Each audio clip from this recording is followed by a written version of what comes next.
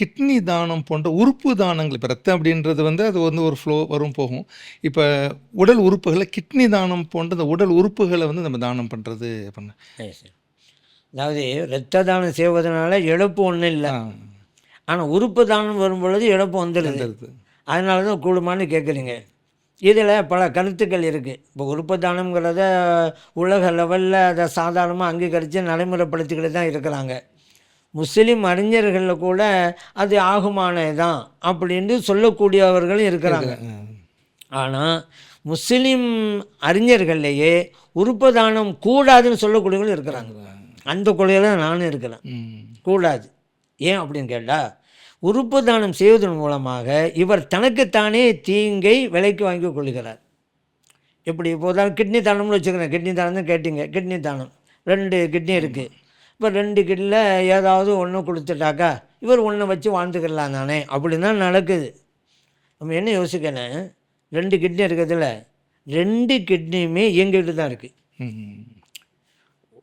சில பேர் சொல்லுவாங்க 2 கிட்னி ஏன் தெரியுமா, ஒன்று உங்களுக்கு, இன்னொன்று தேவை உள்ளவங்களுக்கு கொடுக்கறதுக்கு தான் அப்படிம்பாங்க.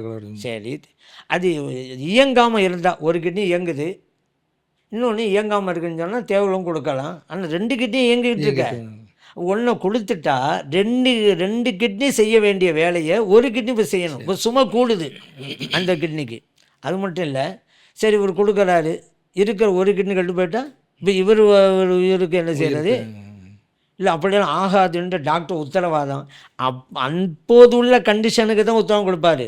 நீங்கள் ஒரு கிட்னியை கொடுத்தா உங்களுக்கு இப்போ எந்த தொந்தரவும் இல்லை, உங்கள்கிட்ட இருக்கிற இன்னொரு கிட்னி நல்லா இயங்கிட்டு இருக்கு, அதுக்கு தான் உத்தரவாதமே தவிர உங்களுடைய லைஃப் முழுவதும் இந்த ஒரு கிட்னி கட்டே போகாதுன்னு எந்த டாக்டரை உத்தரவு கொடுக்க சொல்லுங்கள்? முடியாது. ஏன் தெரியுமா, யாருக்கு இப்போ கிட்னி தேவையோ அவருக்கு 2 கிட்னி இருந்துச்சு, 2 கிட்னி கெட்டு போய் தான் இப்போ கிட்னி அவருக்கே தேவைப்படுது. இப்போ இவருக்கு ஒரு கிட்னி இருந்துக்கிட்டு இருக்குது, அது கெட்டு போய்ட்டு இப்போ இருக்கிறனால கொடுத்துட்டாரு.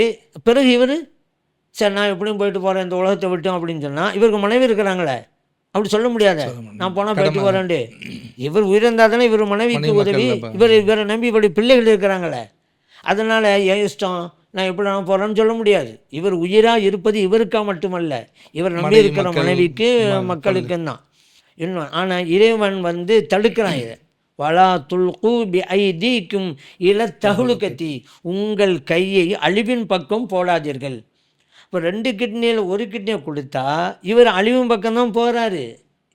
எவ்வளோ காலத்துக்கு இந்த மீதி ஒரு கிட்னி நல்லா இருக்குன்னு சொல்ல முடியாது. அது கெட்டு போய்ட்டால் இவருக்கு யாராவது கொடுத்தாதான், யாரும் கொடுக்கலன்னா இவர் மூத்தா போயிடுவார், இறந்து போயிடுவார். அதே போல் இறைவன் இன்னொரு வசனத்தில் சொல்கிறான், வலா தக்துலு அன்ஃபுஸக்கும், உங்களை நீங்களே கொன்று விடாதீர்கள். தற்கொலை நம்ம மார்க்கத்தில் கூடாதுல்ல, இது ஒரு வகையில் தற்கொலை தானே. ஆனால் அந்த தற்கொலை வந்து உடனே போகிறது, இது கொஞ்சம் லேட்டாக போகிறது, அப்படி வரும்.